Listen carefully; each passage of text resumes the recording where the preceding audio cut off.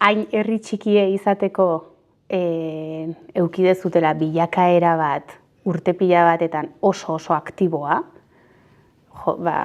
inbidi pixkat ematekoa, bai energia aldetik, bai, igual pentsatuz herriak ze behar du, ez? Ez hainbeste hau indetela gogoraraztea nahi dut herritarrek. Askotan ez, igual udaletxen sartzean, udaletxen ebai honitzen, da beti da, aber gustatzen zaien da, pixkat lortze hortan gustoko izatea zuiten aizeana.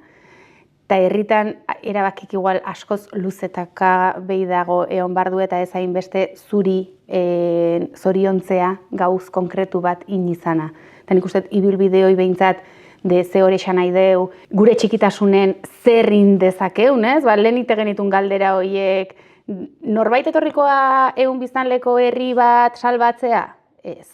Baina guk aldeu bihurtu horeixa bat ez ustutzeko moduko herri bat, galderak lehen hasi diteunak, nik uste zuek intzen dituztenak.